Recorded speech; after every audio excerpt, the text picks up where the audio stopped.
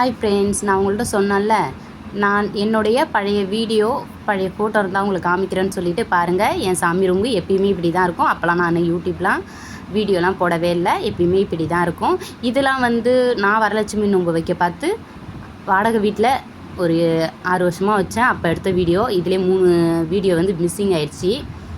சொந்த வீடு வந்தோடனே நம்ம சிறப்பாக செய்யணும்னு சொல்லிட்டு எதிர்பார்ப்போம்ல, அது மாதிரி நான் என்னால் முடிஞ்சதுக்கு அளவுக்கு கொஞ்சம் சிறப்பாகவே செஞ்சேன். வாடகை வீட்டிலலாம் நார்மலாக செஞ்சுட்டு சொந்த வீட்டில் கொஞ்சம் சிறப்பாகவே செஞ்சேன்.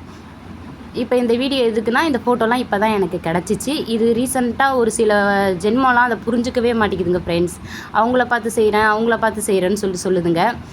இதெல்லாம் பார்த்தாவாச்சும் அந்த ஜென்மங்கள்லாம் திருந்துங்கள்ல. யாரை பார்த்தும் செய்யணும்னு எங்கள் அம்மா சின்ன பிள்ளையிலேருந்து சொல்லி கொடுத்து வளர்த்துருக்காங்க.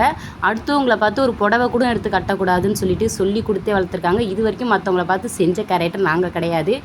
எப்பயுமே நம்ம வீட்டு சாமி ரூம்பு எப்படி இருக்குமோ அதே மாதிரி தான் இருக்கும். நம்மளை பார்த்து வேணால் எல்லாருமே செய்வாங்க, ஆனால் ஒத்துக்க மாட்டாங்க. அதை ஒத்துக்காத ஜென்மம் நிறைய இருக்குது.